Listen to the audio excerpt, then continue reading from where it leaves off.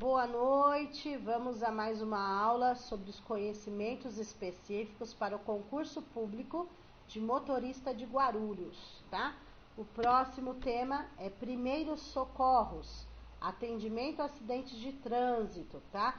Que é um conteúdo também que está na bibliografia do concurso, né? Conforme o edital da VUNESP para motorista, tá?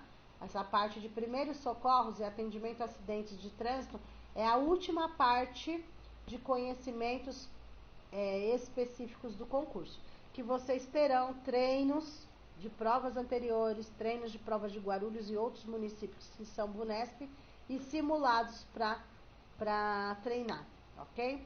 Vamos lá. Sinalização do local de acidente.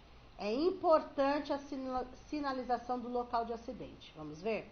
Os acidentes acontecem nas ruas, estradas, impedindo ou dificultando a passagem normal de outros veículos.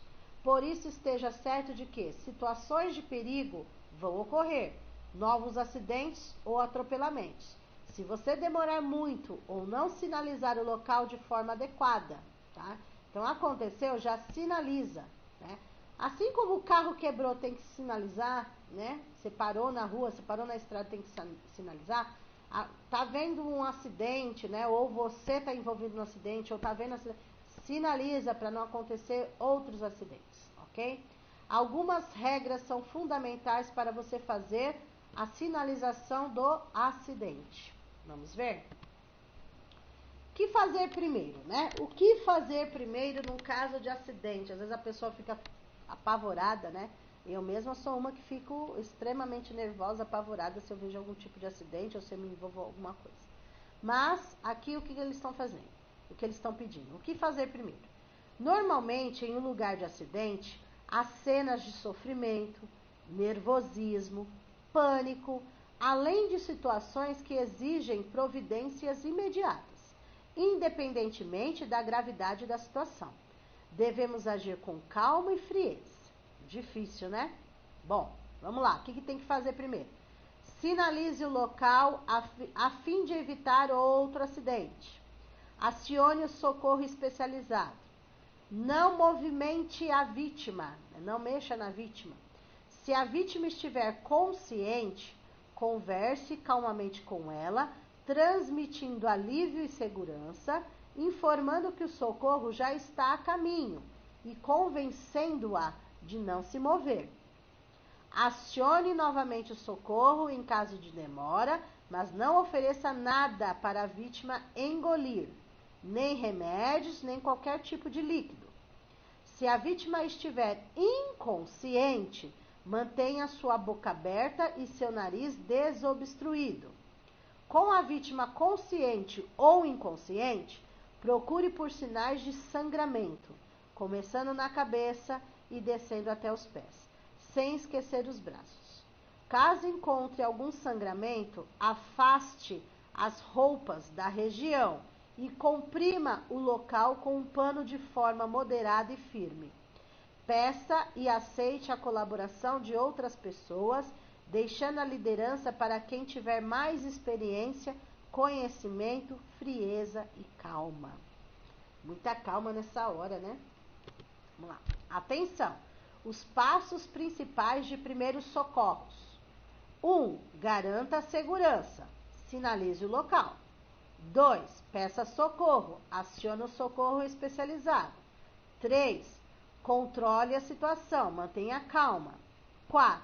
Verifique a situação. Localize, proteja e examine as vítimas.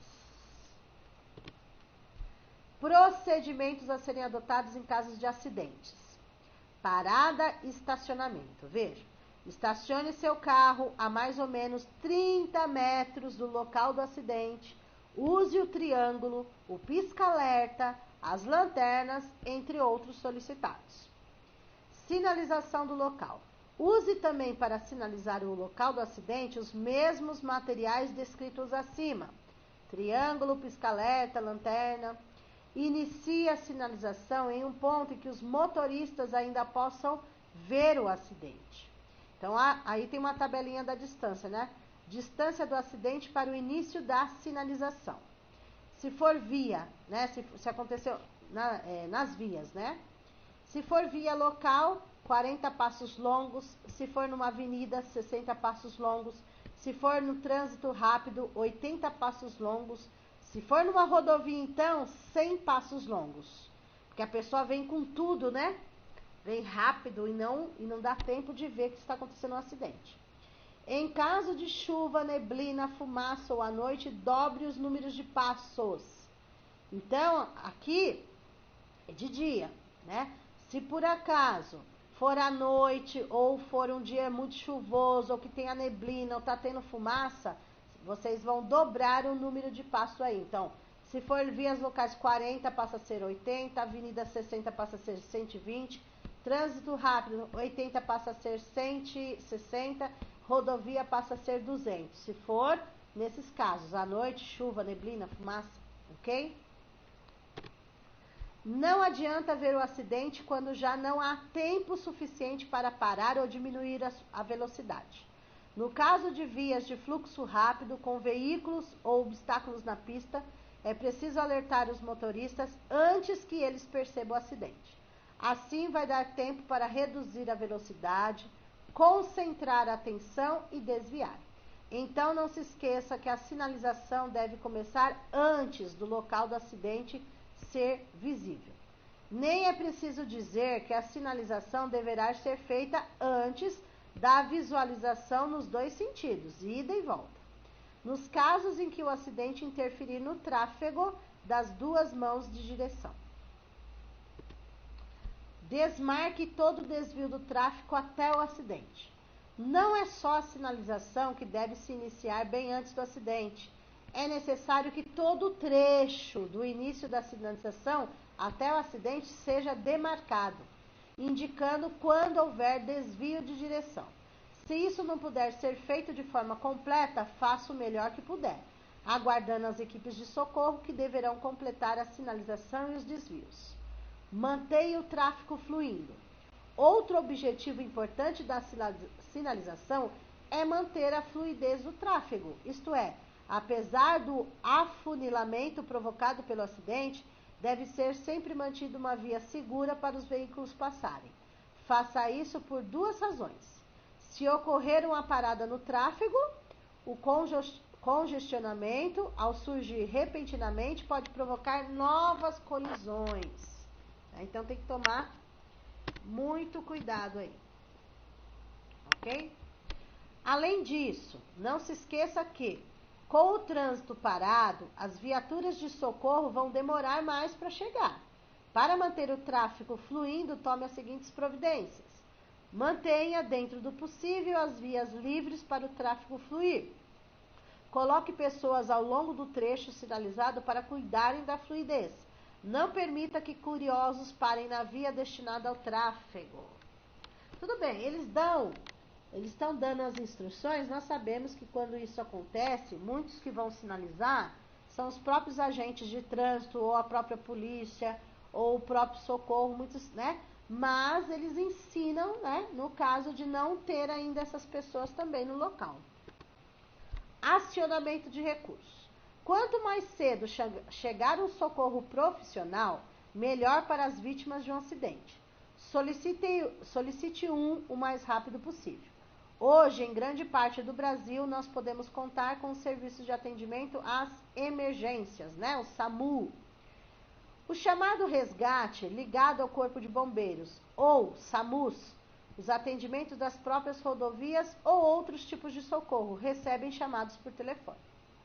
Fazem uma triagem prévia e enviam equipes treinadas em ambulâncias equipadas. No próprio local, após uma primeira avaliação, os feridos são atendidos emergencialmente para em seguida serem transferidos aos hospitais. São serviços gratuitos que têm, em muitos casos, números de telefone padronizados em todo o Brasil. Use o celular ou de outra pessoa, os telefones dos acostamentos nas rodovias, os telefones públicos, ou peça para alguém que esteja passando pelo local que vá até um telefone ou um posto rodoviário e acione rapidamente o socorro. Verificação das condições gerais das vítimas. Cuidado com a vítima, o que não fazer, tá? Então, assim, precisa ter já um olhar ali rápido para verificar a situação da vítima. Claro que nós não somos os especialistas, né? Mas para verificar.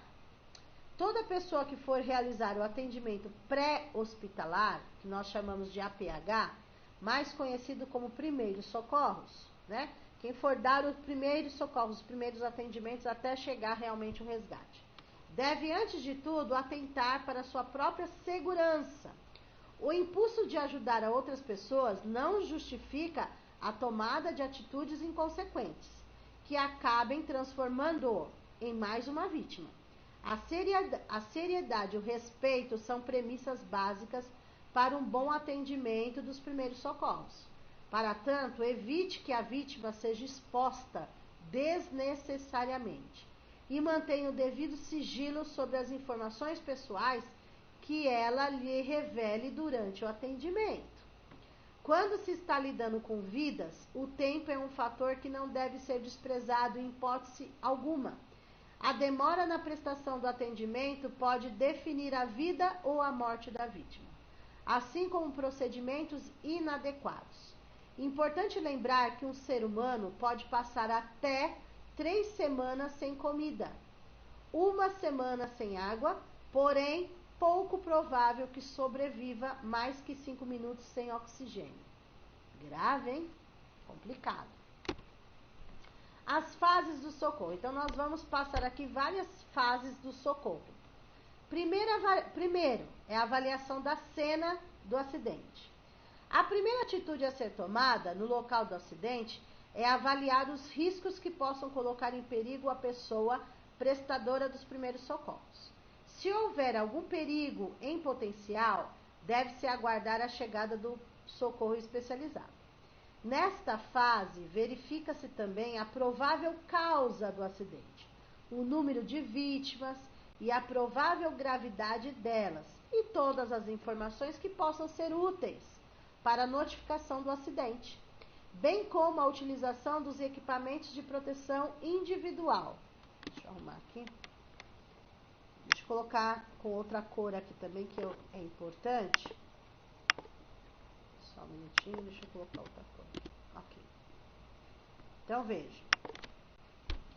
Bem como a utilização dos equipamentos de proteção individual, que nós falamos já do EPI, né? Luvas, máscaras, óculos, capote.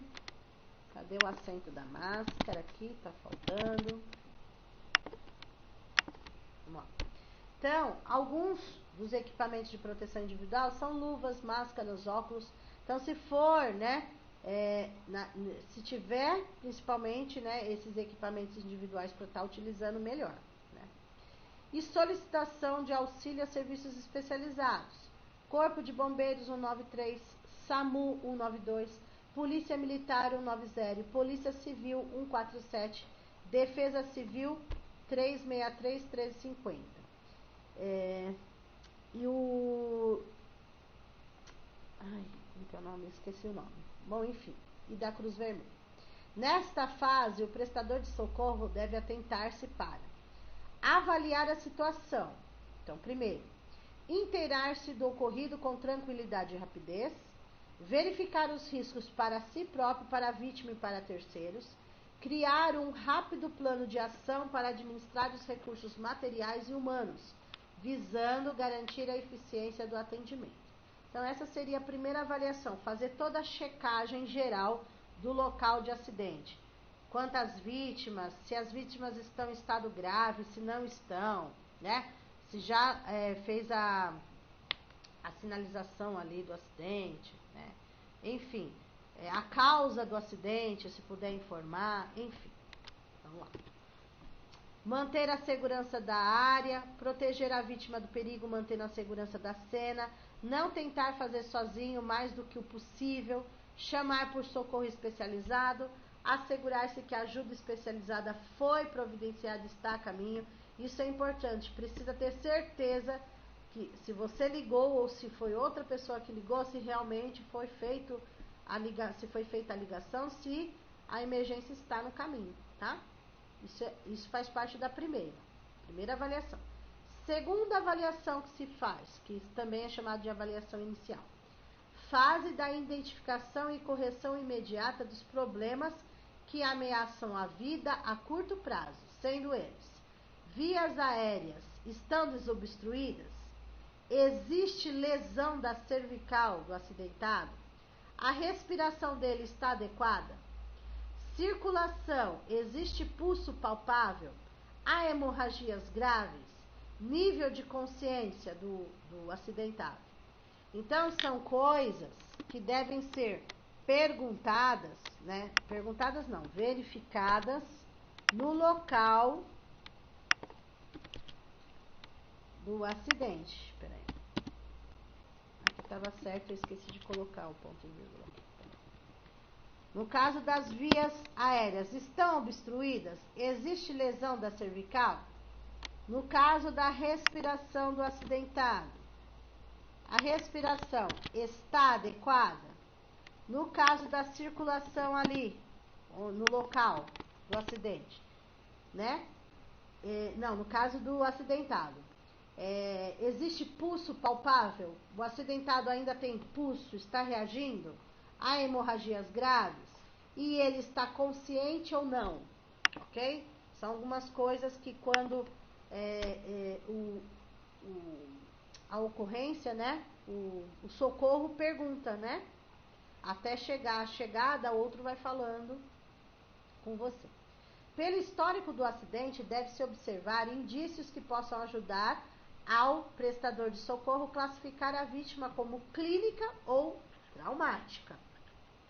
A vítima clínica, quem é essa vítima clínica? Apresenta sinais e sintomas de disfunção com natureza fisiológica, como doença. E a vítima de trauma? Apresenta sinais e sintomas de natureza traumática, como possíveis fraturas. Devemos, nesses casos, atentar para a mobilização e estabilização da região suspeita de lesão. Então, tem a vítima clínica, que nós falamos assim, olha, essa vítima já tem problemas de saúde, essa vítima já tem problemas de circulação, essa vítima já tem problema de coração, essa vítima já tem alguma antes do acidente, né? Ela já tinha algum problema de saúde também. E a vítima do trauma ali naquele momento, né? Se teve fratura, se teve algum traumatismo ali na hora, né? Então, essa seria a segunda parte. Terceira avaliação, que chamamos de avaliação dirigida. Esta fase visa obter os componentes necessários para que se possa tomar a decisão correta sobre os cuidados que devem ser aplicados na vítima. Então, entrevista rápida, nós chamamos de sample, eu já vou explicar. Sample é a entrevista rápida que é feita, tá? Exame rápido, aferição dos sistemas vitais. Então, veja, o sample significa S, sinais e sintomas da vítima. A, se a vítima tem algum tipo de alergia, porque vai ser aplicada alguma medicação, alguma coisa. Então, sempre precisa saber se a vítima, né, tem algum tipo de alergia. Por isso que é bom a gente andar com os documentos anotados se nós temos algum tipo de alergia ou não. Alergia a medicamentos, enfim. M, medicações. P, passado médico. L, líquidos e alimentos. E E, eventos relacionados com trauma ou doença. Então, o sample é a entrevista que é feita mediante o acidente da vítima, né? A vítima do acidente, no caso. Então, vai ser feito todo o levantamento da vítima, tá? Sinais e sintomas, alergias, medicações, passado médico, líquidos e alimentos, eventos relacionados com trauma ou com alguma doença, enfim. O que o prestador de socorro deve observar ao avaliar o pulso e a respiração. Então, o que acontece? O avaliador, a pessoa que vai prestar os primeiros socorros ali, vai verificar esse sample aí, tá? Aí chegou ali o socorro, depois vai dar continuidade no hospital, mas seria a primeira emergência ali, no caso, que o socorro chegou. Aí, vejam, o socorro vai verificar o pulso e a respiração da pessoa, tá? O pulso vai verificar a frequência, o ritmo e intensidade do pulso, tá? A frequência ferida em batimentos por minuto, podendo ser normal, lenta ou rápida. O ritmo é verificado através do intervalo entre um batimento e outro, pode ser regular ou irregular. E a intensidade é avaliada através da força de pulsação. Pode ser cheio, quando o pulso é forte, ou fino, quando é fraco, tá? Então, eles verificam a pulsação da pessoa ali, para ver se a pessoa está com pulsação. Então, ela vai verificar a frequência, né? Quem está prestando os primeiros socorros lá, quando o resgate chega. A frequência, o ritmo, a intensidade do pulso, assim como a frequência, o ritmo e a profundidade da respiração. A mesma coisa, vão olhar o pulso e a respiração. A frequência, o ritmo e a profundidade da respiração. Se a respiração está profunda ou se a respiração está superficial, ok? É outra coisa que eles olham também. E a pressão arterial, né? Se a pessoa tem pressão alta, se a pressão está baixa. Então, eles vão olhar. Estenda o braço da vítima com a mão em supinação.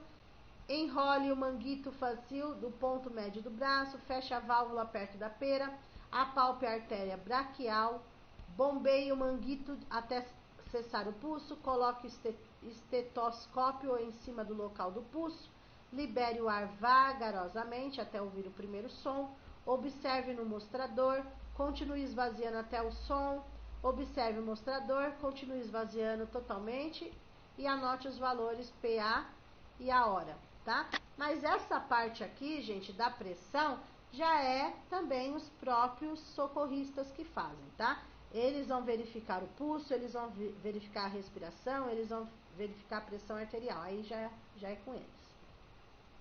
Quarta avaliação que é feita é a avaliação física, chamada detalhada. Nesta fase, examina-se da cabeça aos pés da vítima, procurando identificar lesões. Durante a inspeção dos membros inferiores e superiores, deve-se avaliar o pulso, perfusão, sensibilidade e motricidade, os movimentos, né, da pessoa. Quinto, eles vão olhar estabilização e o transporte, porque vai precisar tirar a vítima do local de acidente segura para transportá-la até o hospital, né? Então, tem que verificar. Nesta fase, finaliza-se o exame da vítima, avalia-se a região dorsal, prevenir-se o estado de choque e preparar-se para o transporte. Né? Todo um cuidado. Sexta avaliação continuada. Nesta fase, verificam-se periodicamente os sinais vitais. Se a pessoa está respondendo, né? Mantém-se uma constante observação do aspecto geral da vítima. Toda essa avaliação, essa reavaliação vai ser feita, reavaliar vítimas críticas e instáveis, a cada 3 minutos eles vão fazer uma avaliação, tá? Até chegar dentro do hospital, tal. Reavaliar vítimas potencialmente instáveis e estáveis a cada 10 minutos, tá? Eles vão estar sempre verificando. Aí por que eles precisam estar sempre verificando? Porque pode acontecer uma parada cardíaca, pode acontecer aí uma hemorragia, né? Uma hemorragia, enfim, pode ser hemorragias, pode ser fraturas, luxações, queimaduras, então, enfim, tudo eles vão precisar estar reavaliando, avaliando de 3 minutos a 10 minutos, aí já é com a parte do resgate, tá? Já não é com a pessoa que está ali sem o preparo, né? Isso daí é coisas de socorristas, ok? Remoção do acidentado. Então, no caso, nós não vamos colocar a mão, são os socorristas que levam a vítima, né? A gente não pode colocar a mão ali no caso do acidente, tem que esperar o socorro. Então, a remoção do acidentado. A remoção da vítima do local do acidente para o hospital é tarefa que requer da pessoa prestadora dos primeiros socorros o máximo de cuidado e correto desempenho. Antes da remoção, tentar controlar a hemorragia, iniciar a respiração de socorro, execute a massagem cardíaca externa, imobilize as fraturas, evite o estado de choque se necessário. Para o transporte da vítima, podemos utilizar a maca, ou também chamado de padiola, ambulância, helicóptero ou recursos improvisados, meios de fortuna. Ajuda de pessoas, maca, cadeira, tábua, cobertor, porta ou outro material disponível. Como proceder aí? A vítima consciente podendo andar. Se a vítima está consciente e pode andar, maravilha, melhor ainda. Remova a vítima apoiando-a em seus ombros. Aí é mais fácil levar, né? Agora, a vítima está consciente, mas ela não pode andar, não consegue andar. Transporte a vítima utilizando os recursos aqui demonstrados em casos de fratura, luxações, entorses de pé, contusão, distensão muscular, ferimentos dos membros inferiores, picada de animais peçonhentos, cobra, escorpião e outros. Então, todos esses casos, a vítima está consciente, mas ela não consegue andar, né? Importante, evite paradas e freadas bruscas do veículo durante o transporte da vítima. Previna-se contra o aparecimento de danos irreparáveis ao acidentado, movendo o menos possível. Solicite sempre que possível a assistência de um médico na remoção de acidente grave. Não interrompa, em hipótese alguma, a respiração de socorro e a compressão cardíaca externa ao transportar o acidentado. Hemorragias. É a perda de sangue provocadas pelo rompimento de um vaso sanguíneo, podendo ser arterial, venosa ou capilar. Toda hemorragia, gente, é complicada, né? Se torna grave. Então, a hemorragia é o rompimento, de um vaso sanguíneo, que pode ser, esse vaso pode ser arterial, pode ser venoso ou capilar. Toda hemorragia deve ser controlada imediatamente, independente.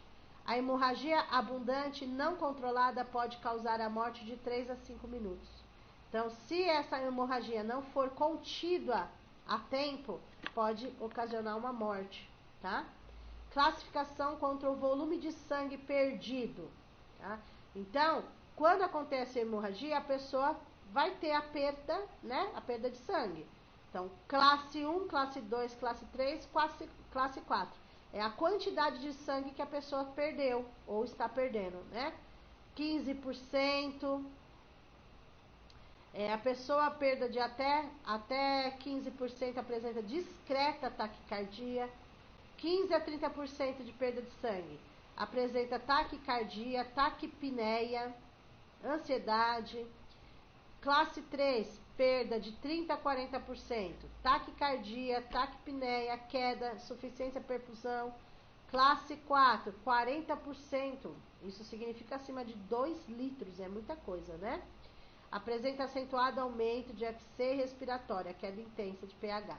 Então, pressão vai lá embaixo, né? Tá perdendo sangue, ela vai perder a pressão também, ok? Enfim. Professora, mas cai isso na prova do concurso? Gente, sinceramente, essa parte não cai. Eu tenho que passar tudo para vocês, o que está no edital, na bibliografia de vocês. Então, a gente fala o que cai e o que não cai, né? Então, essa parte já é mais específica para quem é socorrista, não é o caso de motorista, ok? Mas está na bibliografia, a gente tem que passar, tá? Mas, assim, o máximo que vocês têm que saber é que toda hemorragia é grave e pode se tornar pior, tá? E a hemorragia é um rompimento de um vaso sanguíneo, que vai perder sangue. E esse rompimento pode ser arterial, venoso ou capilar, tá? Isso é o que vocês têm que saber. Agora, a quantidade que perde, essas coisas, não. Como proceder? Mantenha a região de... a hemorragia, né? Mantenha a região de que sangra em posição mais elevada que o resto do corpo, né?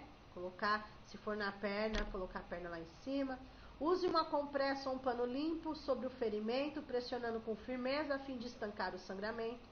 Comprima os dedos ou com a mão os pontos de pressão, onde os vasos são mais superficiais, caso continue o sangramento.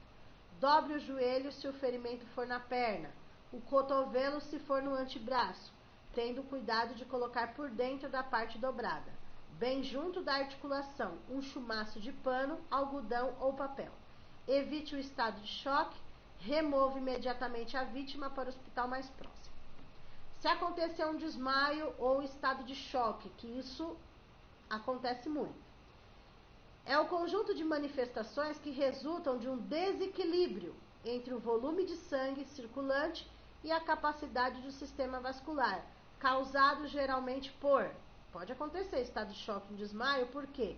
Foi um choque elétrico, uma hemorragia aguda, uma queimadura externa, um ferimento grave, envenenamento, exposição a extremos de calor e frio, fratura, emoção violenta, distúrbios circulatórios, dor aguda, infecção grave. Tudo isso pode ocasionar um desmaio ou estado de choque, ok?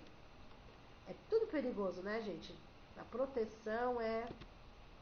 Tipos de estado de choque a pessoa pode enfrentar. Choque cardiogênico, aí vai envolver o coração. Choque neurogênico, aí vai envolver aí vasos sanguíneos e a lesão medular, né, da coluna cervical. Choque séptico, que é muito conhecido, que é a incapacidade em reagir a uma infecção provocada por bactéria ou vírus que penetram na corrente sanguínea, liberando grande quantidade de toxina. Isso já acontece, muita gente já morreu por choque séptico, tá? Choque hipovolêmico é a diminuição do volume sanguíneo. Possui as seguintes causas: perdas sanguíneas, hemorragias internas e externas, perdas de plasma, queimaduras, peritonites, perdas de fluidos eletrônicos, vômitos e diarreias. E choque anafilático também é muito conhecido, decorrente de severa reação alérgica. Já, assim, todos são importantes, assim, todos causam sérias, né? O que nós estamos mais acostumados de ver é o choque séptico, tá? Que é provocado por bactérias, vírus. O anafilático, que é a pessoa tem alergia a um remédio e foi dado aquele remédio, a pessoa pode morrer, porque ela não foi falado que ela tinha alergia a tal remédio, tá? E entre outros. Então, esses são tipos de choques que existem aí. Tudo que causa algo na pessoa, né? Ocorrem as seguintes reações. Pode acontecer uma reação na pele, pode acontecer uma reação no sistema respiratório, pode acontecer uma reação no sistema circulatório. Tudo depende, tá? Pele fria e úmida, sudorese, né, que é aquela transpiração das mãos, dos pés. Palidez, sensação de frio, chegando às vezes a tremores, náusea, vômitos, respiração curta, rápida, regular, perturbação visual com dilatação da pupila, perda do brilho dos olhos, queda gradual da pressão arterial, pulso fraco e rápido, enchimento capilar lento, inconsciência total ou parcial. Então, dependendo do choque, gente, dependendo do acidente, pode acontecer diversas reações, porque cada organismo funciona de uma forma, né? E nós não sabemos todos os problemas que a pessoa tem de saúde, né? Então, como proceder? Realize uma rápida inspeção da vítima, combata, evite ou contorne a causa do estado de choque, se possível, mantenha a vítima deitada em repouso, controle toda e qualquer hemorragia externa, verifique se as vias aéreas estão permeáveis, retire da boca, se necessário, a secreção, dentadura ou qualquer outro objeto, inicie a respiração de socorro boca a boca em caso de parada cardíaca, em caso de parada respiratória, execute a compressão cardíaca externa associada à respiração de socorro boca a boca, se a vítima apresentar ausência de pulso e dilatação das pupilas. Afrouxe a vestimenta da vítima, né, se ela tiver com uma roupa apertada. Vire a cabeça da vítima para o lado, né, para ela não sufocar, principalmente em caso de vômito. Eleve os membros inferiores cerca de 30 centímetros, exceto nos casos de choque cardiogênicos, que é infarto, né, arritmias cardíacas e tal. Porque daí vai dificultar o trabalho do coração. Procure aquecer a vítima, avalie o status neurológico, remova imediatamente a vítima para o hospital mais próximo, tá? Tudo isso é socorrista que faz, tá, gente? No caso de queimaduras, só um minutinho.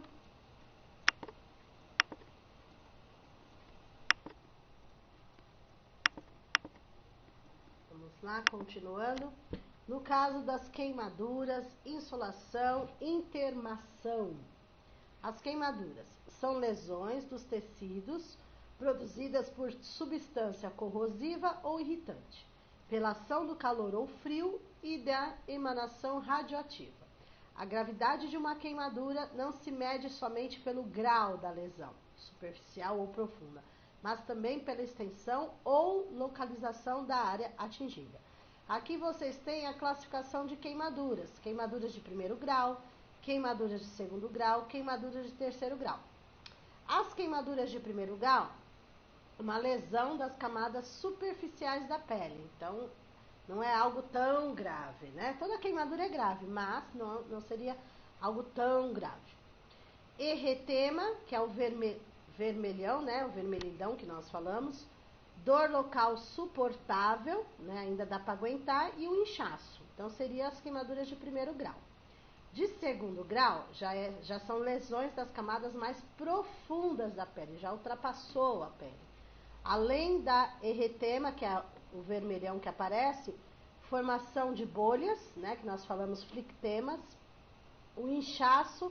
Além disso, né, além de juntar as características do primeiro grau, também vem a dor e a ardência local de intensidades variadas, né, daí já é maior a lesão ainda.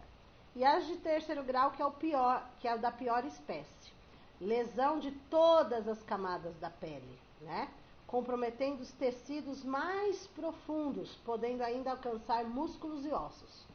As queimaduras do terceiro grau se apresentam secas, esbranquiçadas ou de aspecto carbonizadas, pouca ou nenhuma dor local, pele branca escura ou carbonizada, não ocorrem bolhas, mas são as mais graves. Queimaduras do primeiro, segundo e terceiro grau podem apresentar-se no mesmo acidentado. Então, a pessoa, né, que teve a queimadura, ela pode ter apresentado pelo corpo inteiro, tanto de primeiro, segundo e terceiro grau. O risco de morte, que é a gravidade do caso, que pode acontecer risco de morte, ainda mais em terceiro caso, não está no grau da queimadura, né, e sim na extensão da superfície que foi atingida, ou da localidade da lesão, aonde foi queimado, né? Onde teve a queimadura. Quanto maior a área queimada, maior a gravidade do caso. Bom, avaliação da área queimada, essa daí a gente nem precisa falar, tá? Daí já é mais para quem vai socorrer mesmo, né? Quando chega no hospital, aquela coisa toda. A área corpórea para crianças, né? 18% cabeça, 18% membros superiores, 28% membros inferiores, tórax, abdômen anterior, 18% tórax e região lombar posterior, 13%, né, a região lombar superior, e as nádegas 5%. Então aqui são as porcentagens de pesquisas. Como proceder no caso de queimadura? Afastar a vítima da origem da queimadura. Retire as vestes da vítima, né, as roupas, se a peça for de fácil remoção. Caso contrário, abafe o fogo envolvendo em cobertor, colcha ou casaco. Lave a região afetada com água fria abundante, se for, né, queimadura de primeiro grau. Não esfregue a região atingida, evitando o rompimento das bolhas. Aplique compressas úmidas e frias utilizando os panos limpos. Faça um curativo protetor com bandagens úmidas. Mantenha o curativo e as compressas úmidas com soro. Não aplique ungüentos, graxas, óleos, pasta de dente. Pasta de dente, aqui tem um espaço aqui. Okay. Não é para colocar, né, na queimadura, graxa, óleo, pasta de dente, margarina sobre a área queimada. Eu já fiz muito isso, né? De colocar pasta de dente, mas não pode. Eu achava que aliviava, mas é pior depois. Mantenha a vítima em repouso, evite o estado de choque e procure um médico. Importante. Nas queimaduras por soda cáustica, devemos limpar as áreas atingidas com uma toalha ou pano antes da lavagem, pois o contato dessas substâncias com a água cria uma reação química que produz enorme quantidade de calor. Complicado, né? Queimadura é complicado. Se for, falou da queimadura, agora é um outro tipo, que é a insolação, né? Eu já tive, por exemplo, insolação. É uma perturbação decorrente da exposição direta ou prolongada do organismo aos raios solares, né? Você fica exposto ao sol. Isso eu já passei, fiquei exposto ao sol na praia, meu Deus do céu. Como se manifesta? Pele seca, quente, avermelhada, pulso rápido e forte, dor de cabeça acentuada, sede intensa, temperatura do corpo elevada, dificuldade respiratória e inconsciência. Então, pode chegar, dependendo do grau da insolação, né, que aconteceu, a pessoa pode até ter dificuldade para respirar e ficar inconsciente. Muitos casos, né? Os primeiros é o menos pior, vai. Como proceder? Remova a vítima. Peraí, deixa eu beber uma água. Remova a vítima para um lugar fresco e arejado. Afrouxe as roupas da vítima. Mantenha o acidentado em repouso e recostado. Aplique compressas geladas ou banho frio, se possível. Procure o hospital mais próximo. E a intermação também é uma forma de queimadura, é diferente. Perturbação do organismo causado pelo excessivo calor em locais úmidos e não arejados, dificultando a regulação térmica do organismo. Você fica sufocado, né? Como se manifesta? Dor de cabeça, náuseas, palidez acentuada, sudorese, que é o suor, aquela transpiração excessiva, pulso rápido e fraco, temperatura corporal ligeiramente febril e pode acontecer também a inconsciência. Principalmente em lugar fechado, a pessoa ficou em lugar fechado, abafado, né? Muitas crianças morreram dentro do carro devido ao calor, né? Lugar fechado, não estava arejado, né? Então a temperatura alta, enfim, muitas crianças morreram dessa forma. Como proceder? Remova a vítima para um lugar fresco e arejado, afrouxe as roupas dela, mantenha o acidentado deitado com a cabeça para baixo que o resto do corpo.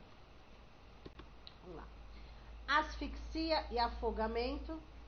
Aqui seria um outro tipo, eu só vou explicar essas partes, tá, gente? Porque, assim, essas perguntas não vêm para o concurso de vocês, embora esteja no conteúdo, né, da bibliografia do concurso, ok?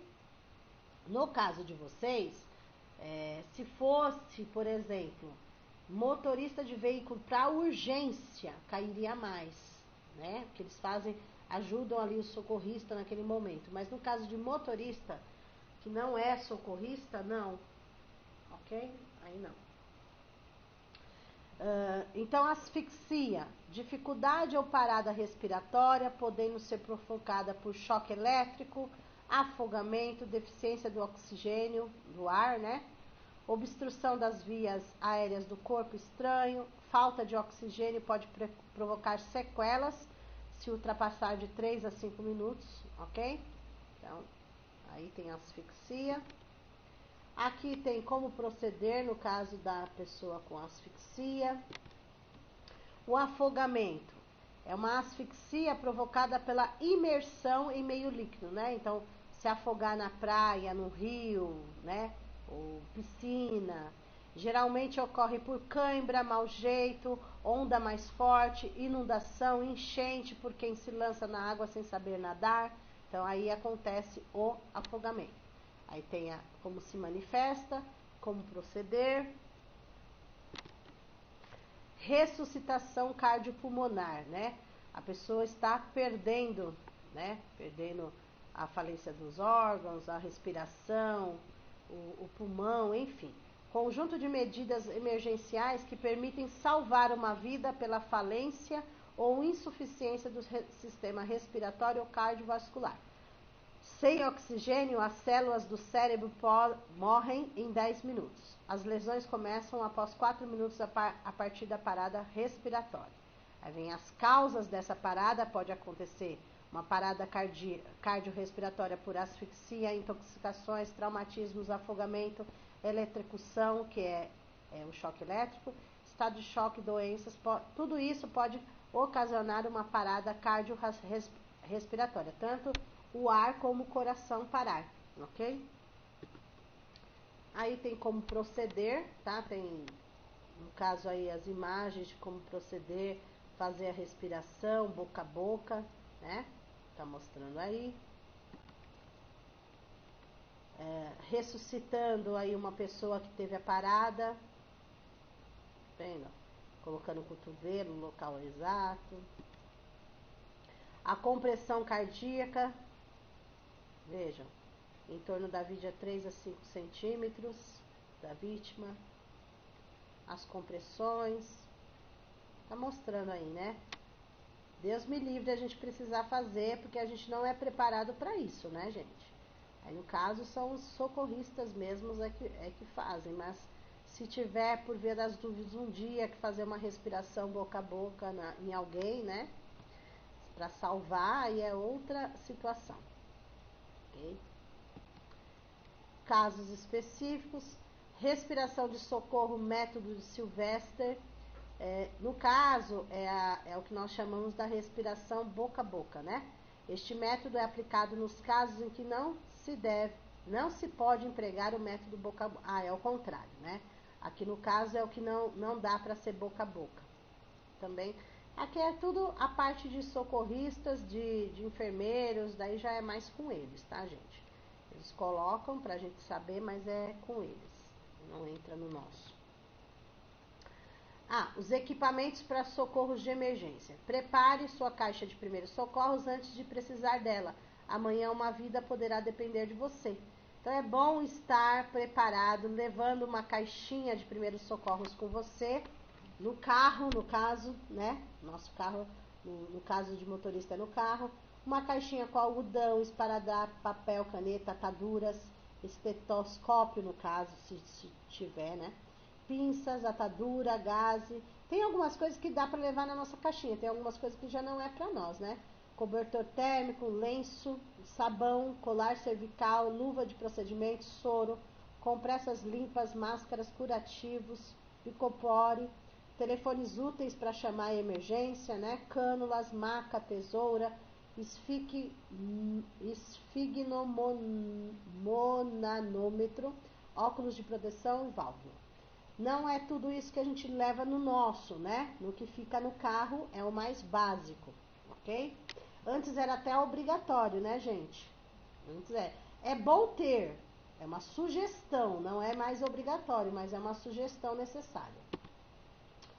Lesões nos ossos e articulações, lesões na espinha, na coluna, luxações ou deslocamento das juntas, braço, ombro, tá? São as fraturas. As lesões dos ossos e articulações são as famosas fraturas.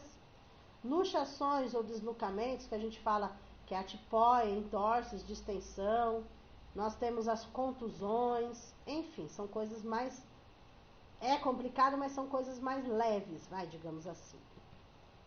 Ferimentos, né? Nós temos vários tipos de ferimentos aí.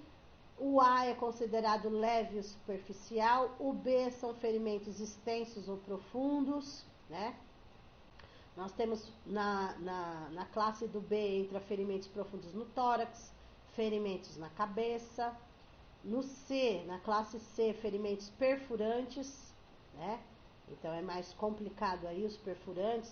O que pode perfurar? Uma faca, um revólver é considerado perfurante, enfim. Cuidados, importante, então aqui finalizando.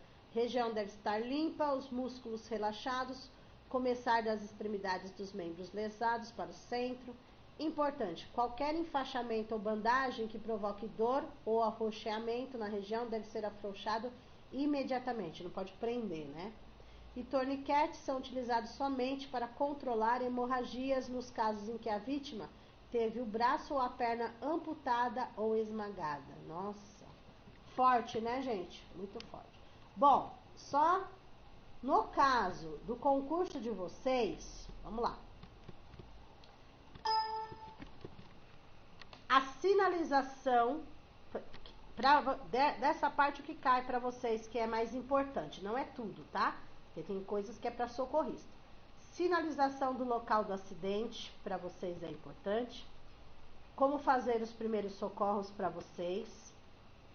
Os passos principais de primeiros socorros, tá?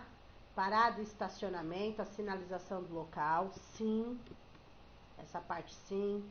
Demarcar onde aconteceu o acidente, manter o tráfego, sim. os recursos, chamar o resgate, as condições da vítima, tá? Se for você. Mas, no caso aqui, vocês até a primeira avaliação para informar o resgate, né? Ó, aconteceu um acidente tal, tem tantas vítimas, tal. Mas, das outras partes, não é para vocês, tá? Não é para vocês. Aí, no caso, vocês voltam só... Cadê? Deixa eu achar aqui. Aí, depois, para vocês, é só... Já passou? A parte de extintor, essas coisas? É lá no começo o extintor, né? No caso de vocês, é só até a primeira parte, tá? E daí, toda a parte que falar de extintores é para vocês. Cadê aqui? Que é no outro vídeo, né? No outro vídeo, que passa dos extintores. Tá? Então, no caso de vocês aqui, primeiros socorros, só vai para vocês até essa parte aqui, ó. Primeira avaliação, tá? É passado tudo porque está tudo, mas no caso, para motorista, não seria tudo dos primeiros socorros. Tudo bem? Mas é bom dar uma lida em tudo, né? Ficar por dentro, mas daí é mais para os socorristas, porque não é vocês que vão fazer toda essa parte. Tudo bem?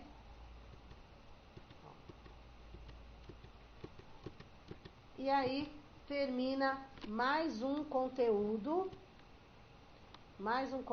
aí para vocês, da bibliografia do concurso, que é sobre primeiros socorros, atendimento a acidentes de trânsito, ok?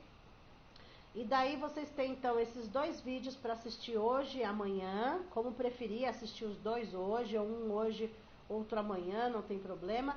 E na quarta-feira vai iniciar a parte da matemática, os vídeos da matemática, depois os treinos com o professor de matemática, ok? E daí, quando terminar a matemática, nós ficaremos só com os treinos ao vivo, tá? Se por acaso, né, se a gente conseguisse dar os treinos presencialmente, mas tudo vai depender dessa pandemia, então nós vamos continuar no ao vivo, online, até onde a gente conseguir. Tudo vai depender também da data da prova, os treinos. Então, como foi adiada a data da prova, vai ter muito mais treino para vocês fazerem. Por quê? O importante é vocês terem a parte teórica. Toda essa parte aqui é teoria. O que vale, o primordial, o essencial, é o que cai no concurso. Se eu consigo responder as questões do concurso, tá bom? Então, é isso que nós temos que treinar, a parte prática. Então, até aqui, vocês tiveram alguns simulados, alguns treinos de provas anteriores da VUNESP, mas depois que for dado toda a parte teórica dos conteúdos obrigatórios, aí sim nós poderemos treinar todas as provas por completo. Aí vocês vão ter tido todo o conteúdo, aí nós vamos poder treinar toda a prova inteira. O português inteiro, a matemática inteira, os conhecimentos específicos inteiros para o concurso, ok? Então, até a próxima aula aí, que será na quarta, né? Ok?